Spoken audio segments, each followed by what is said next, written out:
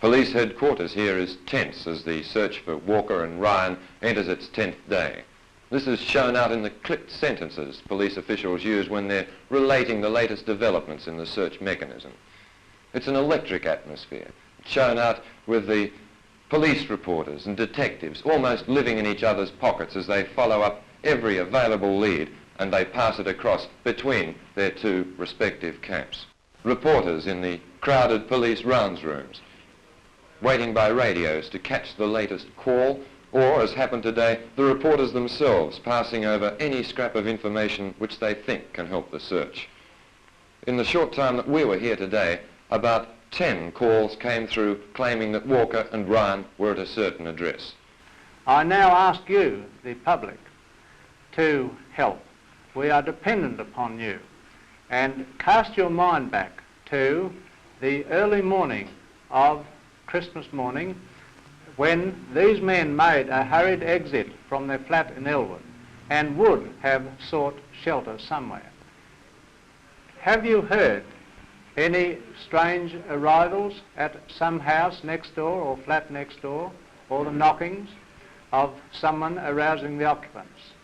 Or even if they arrived at some empty house or flat next door? Have you noticed any strange movements at your next door flat or house? If you have, contact the police and we will do the rest. What about these two escapees themselves? What sort of people are they? Here's Peter Baster with his report. Police say that the two escapees are violent criminals made doubly dangerous by desperation. The ringleader is 41-year-old Ronald Ryan.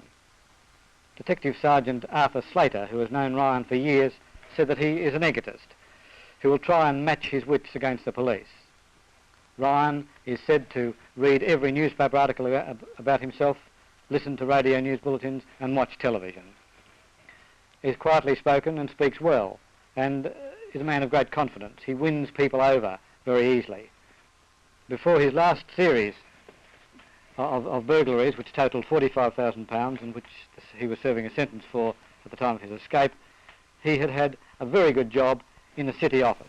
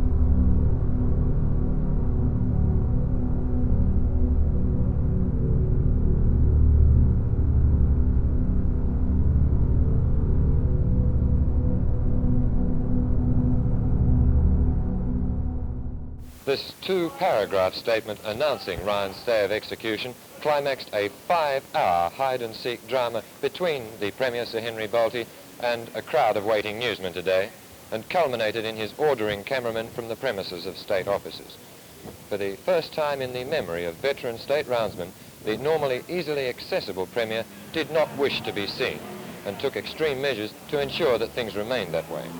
When Sir Henry's car arrived soon after 10 o'clock this morning, it continued 100 yards past the Premier's office. As cameramen ran forward, it suddenly reversed back and Sir Henry ducked out and hurried inside. At 1:10 the ministers filed out and the door to the corridor was closed and blocked behind them. Later we were told the Premier had left, but waiting cameramen assured us not by the front or back doors.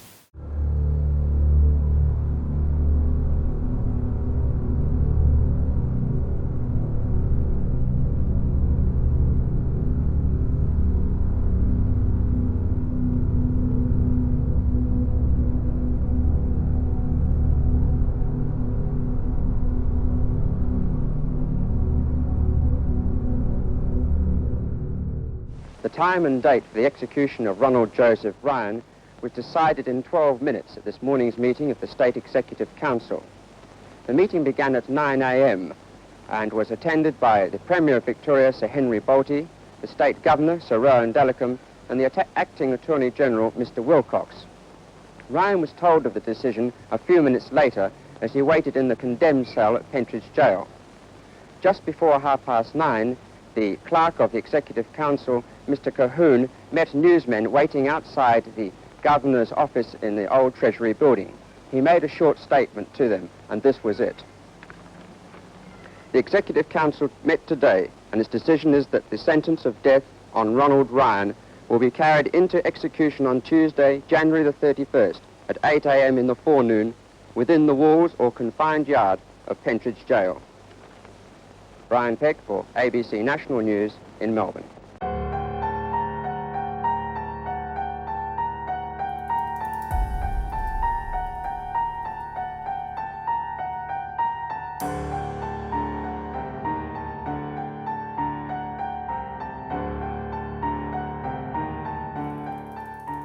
I understand that Ronald Ryan was told of the decision in his cell at Pentridge just before 10 o'clock. At 10:20, this statement was handed to waiting newsmen. It reads in part, "Cabinet has given full consideration to the material supplied by Ryan's solicitor and advice tendered by the Crown solicitor. The affidavit by Tolmie, which formed the basis upon which Mr. Justice Stark granted a stay of execution, was withdrawn by the solicitor. Cabinet is satisfied that there are no reasons why the sentence pronounced by the court should not be carried out. The sentence of death will be carried out at 8 a.m. on Friday, the 3rd of February, 1967. Soon after the decision was announced, Sir Henry Bolte spoke with newsmen. Questioned about the reason for the early cabinet meeting, the Premier said that there'd been no secrecy involved. Sir Henry said that he didn't believe the government should subscribe to some of the unruly demonstration scenes of the past week or so. The only reason Cabinet met early was to avoid this. Ugly and a rather unpleasant scene here in Melbourne. The organisers are trying to pacify them, and to some extent they seem to have got control. Mounted police, 2 mounted police are now coming in to help out. As a sidelight, they have managed to hang up a noose on the side of the Parliament gates here, and also they've got banners there. This is probably the first time for many, many, many years that the Parliament House in Victoria has been attacked in this way. Brian Peck for ABC National News in Melbourne.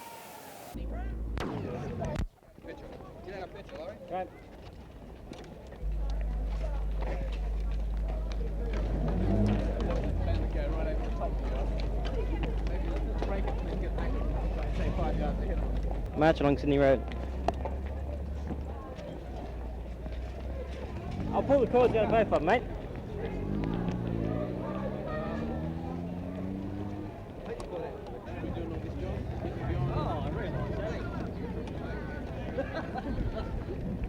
On your way. No worries. Let's go. Yeah, hey, sure. Right, I'll give it.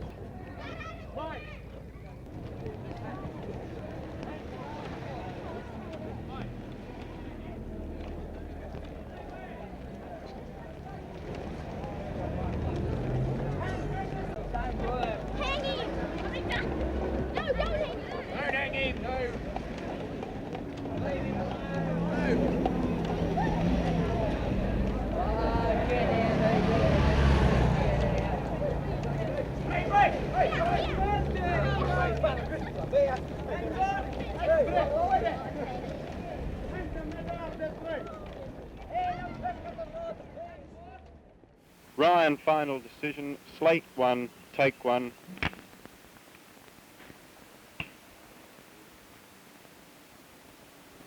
It took the Victorian Cabinet roughly 3/4 of an hour this morning to decide the fate of Ronald Ryan.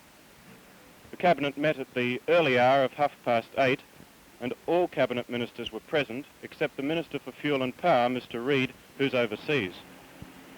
The decision to hang Ryan was later confirmed by the State Executive Council meeting at Government House. The State Opposition Leader, Mr. Clive Stoneham, later released this brief statement.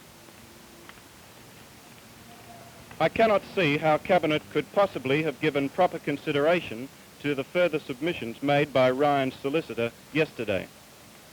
This means that in dereliction of his oath of office, a tyrannical Premier has forced ministers opposed to capital punishment into submission to his outrageous obsession to hang Ryan. This can only be described as having no precedent in the history of Australia. Ray Thomas for ABC National News in Melbourne.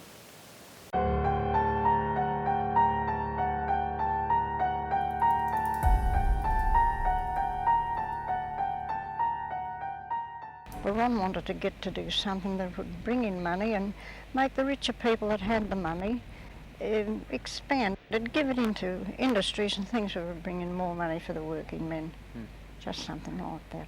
In a way, I suppose it's ironic that tomorrow morning he's going to do something just like that. Yes, something just like that. How does he feel about this, the fact that he might well be the last person? Well, he said it would do good to others. He said if someone had to make the sacrifice, he didn't mind it being him. It is a very unjust thing because, as he said, had he been guilty, he may have deserved it, but not being guilty, he doesn't deserve it. Mr. Barty, had he listened to the appeals and given him time, it may have been proved. He could have brought other witnesses, perhaps, that would have seen it and known that it didn't happen that way. No, he's quite sure the gun didn't go off. He said he had it in his hand and he felt it didn't go off. It didn't. Yeah. So he knows that he didn't do it. They wouldn't let you touch him. Well, I did kiss him, but they didn't I know. let me kiss him. Will you tell me about that? Will you tell me why they wouldn't let you touch him? Well, they don't like you to have contact with the prisoners. They're afraid you'll give them something or pass something to them, something like that. But 'tis the rule of the prison that you mustn't have contact with them. But the opportunity came and I took it. You must be very happy now that Ronald's made his confession. Well, yes, we don't discuss religion really in that matter. It's sort of ended now, but I had my doubts that he would come back to the church, but now he has done so. That's a sure sign that he'll die a happy death, you see what I mean? He's not just leaving the world behind. He can do things maybe up there that he couldn't do on earth. So it'll still go on. Yes. Father said that Ronald had said of the Catholic Church that it was a hard religion to live in, but it was an easy one to die in. Were you there when he said that? No, I wasn't there when he said that. It's just very hard to keep up to it, I know, but still. This is hanging. We know the slate number. We don't know a slate number. Hanging front slate. Street interviews. What do you think of Sir Henry's lumping together of all the Vietniks and protesters and the general attack on the integrity of people who are concerned over the Ryan case? Well, I think it's blatantly dishonest. I can't believe that he believes this. If he does believe it, I think he's rather foolish. I think if he can, in the same breath, lump together... He's just an arrogant peasant and he's up on his farm now. Represent... Oh, look, come on. Can you be quiet for a moment while I have my say? You started off saying, as far as Sir Henry's smear, or, in other words, pose the subject for me so I don't have to ask a question. Yes, all right then. I think that Sir Henry Bolte's attitude on this is terribly regrettable. I think if he can honestly brand together those people who protest about Vietnam and protest against capital punishment, he's being intellectually dishonest. You can't ignore the opinions of representatives of all the major churches. You can't ignore the opinions of other parliamentarians. You can't ignore the opinions of prison education officers. You can't ignore the opinions of parole officers. You can't ignore the opinions of social workers. You can't ignore the opinions of university teachers. You can't ignore the opinions of the ordinary person in the street because public opinion has changed so much since the Tate case in '62. He's just flying in the face of public opinion, enlightened public opinion. Set himself up as Goodness God. me, it's every enlightened community in the world has abandoned capital punishment. It seems that Sir Henry is determined that his last stand as Premier in Victoria should be to highlight the fact that his mind cannot be changed once it's made up, that the Tate case debacle, as far as he was concerned, where he had to change his mind, won't be repeated. I feel that this is why Ryan's hanging in the morning. Street interviews, Common Street. Take one. Excuse me, can I stop you? Mike Cridson's my name. I'm from the ABC. I want to know how responsible you feel for the Ryan execution tomorrow. It's out of my hands, dear boy. Out of my hands. What do you mean by that? Well, it's, I have nothing to do to say about it. You're a member of the community that's going to do it. How do you feel about that? I haven't gave it a thought, really, truly. Sorry, I didn't hear you. I haven't gave it a very serious thought. I've heard a lot of discussion about it, and it's in the other hands, isn't it? It's not important to you as an individual? Well, I mean, it's a very serious thing, and I mean, it's a thing that you'd have to give a lot of thought to, isn't it? Yeah. And I'm afraid that, well, I mean, without a lot of thought, you... Are you in favour of capital punishment, or have you not thought about that at all either? Well, I'm like a lot that believe that we should have advanced beyond that stage. But whether he had or not, I mean, you've got to have some sort of a deterrent to people, I mean, haven't you? I'm against what they're doing. I reckon they should have started with Tate and a few other fellas. I don't like hanging myself, but honestly, I'm pretty young, you know, yourself looking at me, but Hank Boldy's my opinion if they're going to hang anyone, because look, honestly, they should have started with Tate and a few other fellas. What's the use starting with Ryan? Now, you be honest with me. They're making an example of him out of everyone. Now, look, he's killed a warden, and so they say, but what about the fellas who have killed little girls and that? They should have started with them, if anyone. I want to know how responsible you feel for the hanging of Ronald Ryan tomorrow. Oh, I think he should be, definitely. Yeah, why? Well, I reckon there's an eye for an eye, tooth for a tooth, and because you've got to stop all these other murders happening around the place. I saw 19 in the city court in one day. I think there should be stiffer penalties for murders that's going on around here. Should be. That's the trouble. That's an example. Sorry. Go on. Have you got something? No, I'm right, thanks. What do you think of all the people who are protesting and trying to get him off? I think, well, they've got the right to voice their disapproval, but I wouldn't join them. Yeah. You think it's fair enough just to execute a man for revenge, do you? The eye for an eye thing? Or do you Not think it's for already revenge, deterrent? but it depends on the circumstances. I mean, and under this case where that warder was killed, it was just cold-blooded murder, and that's where it's justified. Was it cold-blooded murder? Wasn't it something that happened in the heat of the moment? Well, you don't know, do you? Oh, well, I suppose. Could be, it could not be. But the courts have gone up to the Privy Council and still failed, so it must be. It must have been. You're quite satisfied with the law as it is at the moment, are you? Definitely. Yeah. You wouldn't want to see a royal commission into capital punishment? Oh, I suppose there should be one. What about you? Do you want to see a royal commission into capital punishment? Oh, I don't know. I just think that can't see why Ryan should be picked out. There's worse murders being committed than him. I can't see why he should be picked out for this one. So it's just it's a question of unfairness as far as you're concerned? Oh, I think so, but if they don't stop him, well, the warders, they might feel unsafe or something like that, you know. It's been shown fairly conclusively that it doesn't really protect the warders at all. Oh, I don't think so. I can't see why he should get out of it. I mean, shouldn't be let off. Fair enough. What do you think? Well, I feel that, although I'm not an advocate of capital punishment, I feel that if he is not hung, anybody serving life imprisonment would see that he's got nothing to lose by killing a warder and trying to escape. And that's the reason why he should be hung. How do you feel about the process of actually hanging a man? Oh, I don't like it very much, but I feel it's necessary in this case. Excuse me. Mike Cridson's my name. I'm from the ABC. I want to know how you as a member of the community feel about the Ronald Ryan execution tomorrow. I don't approve of it at all. I think it's a needless act, because I don't think that execution of prisoners serves any purpose whatsoever. I don't think I can say much more than that. I think Mr. Bolte's acting rather pig-headedly, not listening to what are reasonable arguments, and well, I don't know, if he wants to be a dictator, this is the way to go about it. Yeah, sure. What would you like to see happen as far as the whole question of capital punishment is concerned? I'd like to see it abolished. I don't think it serves any purpose, like I said before. Would you like to see a royal commission in this, or what action should be taken? Well, I don't know, as far as I can see, it should simply be abolished, and that's about the beginning and the end of it. I can't see any purpose it serves. What do you think about it? I'm for it. I think Bolte's quite right in sticking to his guns, and I don't see why hanging isn't a great deterrent to criminals. If that isn't, I don't know what is.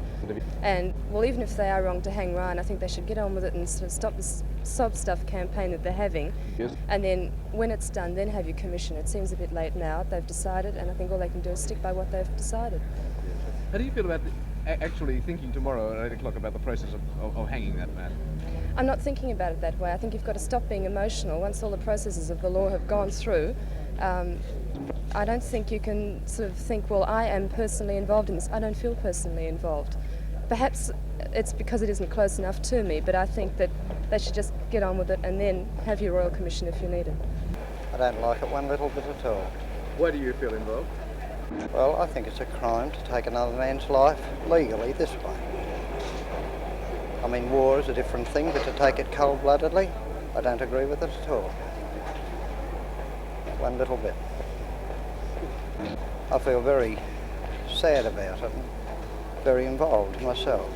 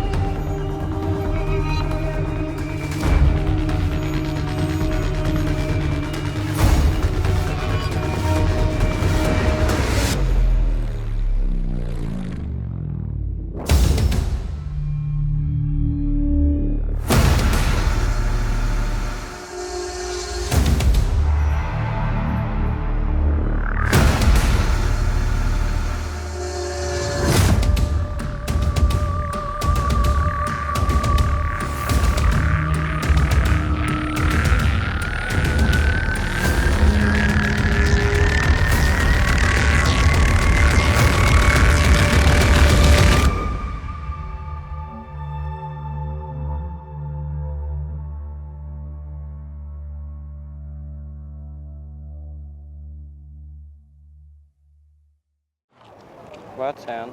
Atmosphere outside Pentridge, the morning of the hanging. Things are rather quiet.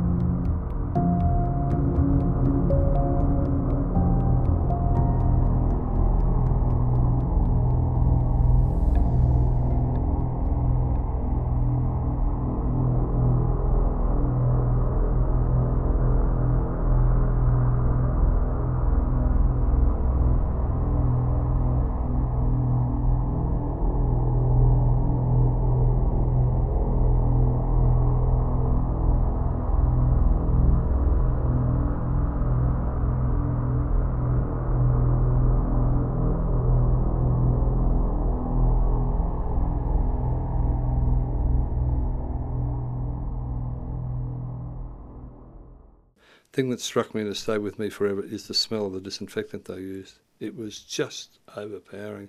It just had almost a medieval atmosphere in it. It was terrible. First thing we saw suddenly from the cell block on the right, directly opposite the catwalk, the hangman came out, and he was dressed in a boiler suit, and he had big welding goggles on and a cloth cap pulled down, and he scurried straight across to the cell opposite, which was obviously the condemned cell. And about 30 seconds later, he came out with Ronald Ryan, who was escorted by the governor and Father Brosnan.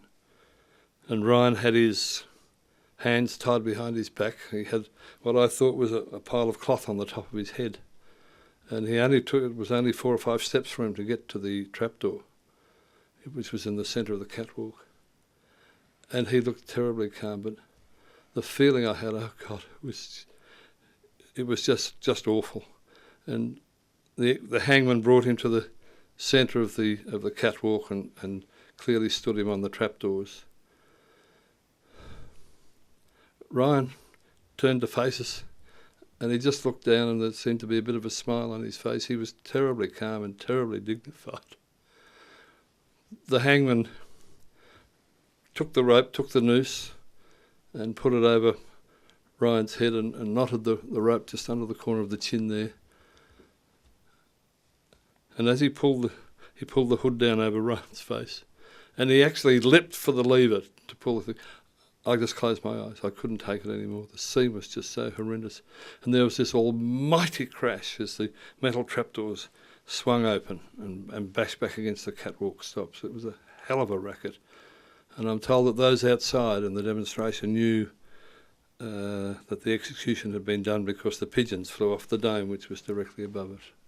That's an everlasting memory too. And when I opened my eyes, Ryan was gone. And just the rope was swinging, creaking like you hear in a chimney. Dreadful scene. What was the reaction, Brian, of those who were there as official witnesses? No reaction. There was just absolute silence from everybody. It was just eerie, just the creaking of the rope. And I could hear the murmur of Father Brosnan's voice. He'd come down from that first floor and was behind the screen delivering the last rites. Go forth, O Christian soul, to heaven, which is thy true country. Flights of angels greet thee and lead thee to paradise, which is thy true home.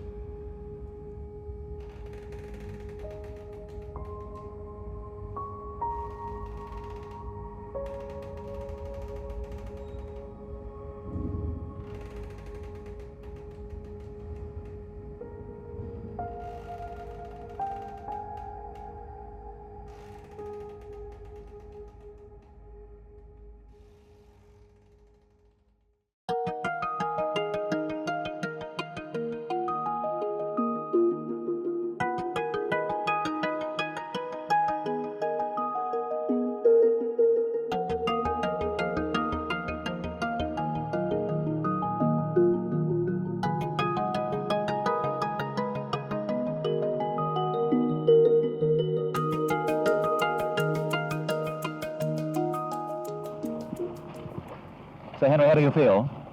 How do you feel, sir? Oh, I feel the same as yesterday. Quite happy. What's it like to be Henry Boltey's citizen of Victoria? Well, I'll tell you at 3 o'clock this afternoon. That's when it takes place.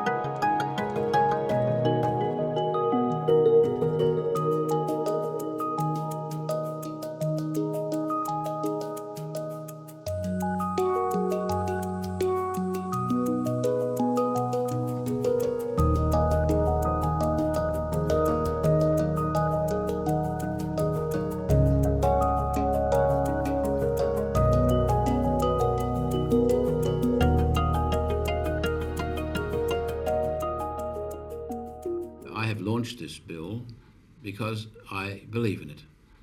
Why? Well, I wasn't always of this opinion. I took the view in the past that if capital punishment, being on the statute book, saved even one innocent life a year, it was worth keeping there. I've studied all the evidence available from all around the world, and I am of the opinion now that it does not do that. Are you sorry now that it did become a free vote for your party? No, not a bit. I think it's the very appropriate issue for a free vote. We've had them before, but this is a matter of social conscience. It's a matter of the opinions that people have, and of course it's an issue which divides the community. The community is uncertain which is the best. How many members of your own party are opposed to the abolition of capital punishment? Opposed? Parliamentary party. Yeah, well, I think that the parliamentary party is divided about equally, just as the community itself is divided about equally. What about cabinet? About equally. You don't have any trouble at all understanding the mentality, the arguments of those who are still in favour of it in 1975? No, I do not, because I shared those views before myself. What made you change? Simply studying all the evidence available, simply studying what the records were in other countries, how opinions had changed in other countries, how they were changing here. Were you opposed to Ronald Ryan being hanged? I'm not prepared to say. I was a member of a cabinet at that time. It has been speculated that you were opposed at that time. Well, speculation is always speculation. Well, did that have any bearing on your opinion today about capital punishment?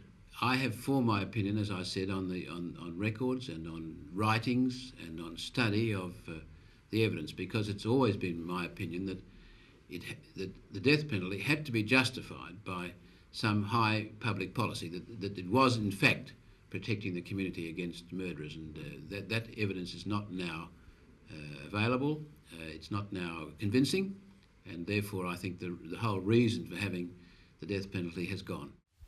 Do you envisage that there'll be any amendments to the bill? Oh, I couldn't say. It's an ordinary bill. It will follow the same course as any bill in the Parliament. Well, the Country Party has foreshadowed amendments. Is it possible that these amendments could change the bill from an abolition bill to one of merely narrowing the grounds for which I people haven't seen the amendments. I can't answer that. But it's possible, though, that amendments could change the whole idea of the bill abolishing. Anything's possible. It's a bill. It's before the Parliament to discuss. What are the chances of a Country Party amendment reducing the grounds for capital punishment? I think the debate will be very, very tight, or the actual vote will be very tight in the Legislative Assembly. The Premier can rely on all the votes of members of the Labor Party, but he's got substantial divisions within his own party, and then I think the Country Party will be voting against abolition as such. So I would think that there's no more than a 50-50 chance at the moment of the bill going through the Legislative Assembly. Our policy is decided by our annual conference of the party, and many years ago and been reaffirmed in favour of capital punishment. But I don't believe this will be a yes/no vote. I believe that it could well be that a compromise will come out of this debate, which could well reduce the number of grounds for capital punishment, but perhaps retain it for some of the ones, such as hijacking, killing policemen, warders, abducting of children. Personally, I think this could well be the result of the debate that will take place in the near future.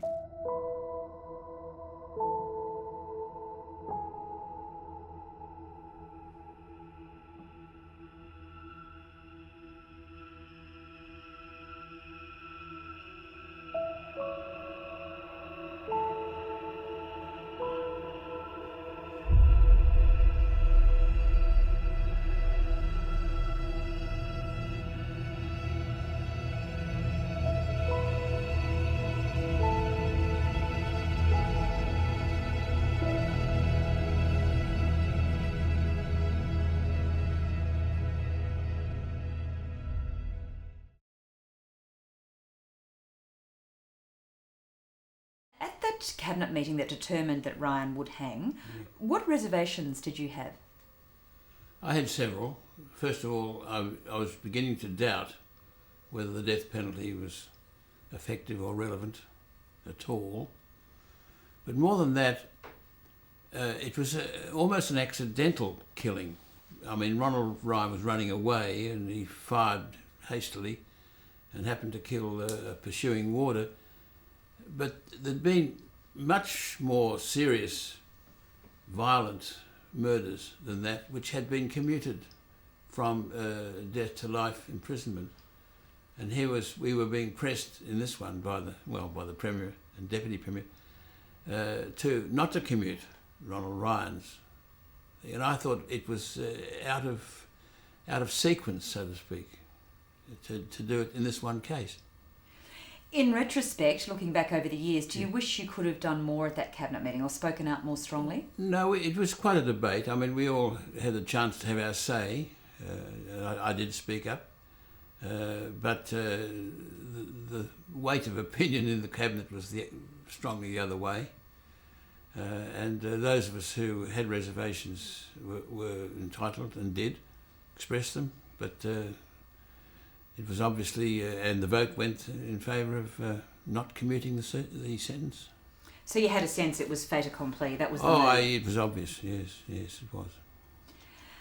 Do you hold regrets about the case and what happened? Well, I do for those reasons, that I thought he was probably the least appropriate one to have the sentence carried out, when much more serious murders had escaped it, so to speak. And I thought it just confirmed how hit and miss this can be. And from then on, I was much more convinced than before that the death sentence was inappropriate in a modern community. And so what effect did it have upon you? Well, I decided, that I was in favour of abolishing the death penalty. So eventually you were the Premier to bring in legislation to end capital punishment in Victoria. Yeah. How did that feel? Well, I was glad to be able to do it. I was glad to see that there was overwhelming support for it. I mean, it's got to be considered by the party first, and it was interesting that the party was strongly in favour of it, and so was the whole Parliament. So it was good, and it was time to do it, I think. What would Henry Bolte have thought of your actions? I think he was coming round to it too. He was upset by the Tate case, where a very horrible murder was in the end frustrated, or the justice in his view was frustrated by an appeal which the High Court allowed on the ground that he was mentally unstable. Or I can't put it any higher than that, I don't know. And the other conviction that Henry Bolte had at that time was that the community owed it to the handlers of criminals, the police and warders and so on, to protect them to the utmost as far as we could. So the fact that this was a warder who'd been killed by Ronald Ryan was another factor with him. No, I think it's a case of the conscience of the community developing.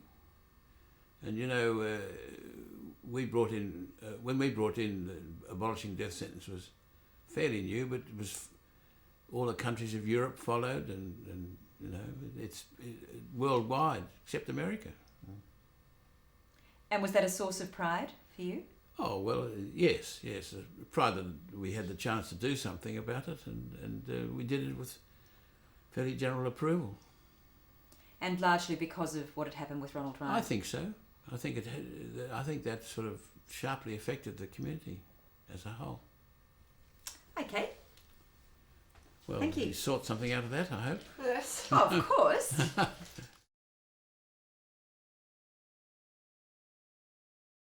The Ronald Ryan trial, hanging and subsequent campaign that ended capital punishment in this country left many of those involved in the case tormented. I've recurring bad dreams even now in which I envisage this brutal execution. The hanged man's grandchildren spoke at a small service outside the old Pentridge Prison bluestone walls. He was a very special man whose passing changed the lives of many, and he'll remember forever.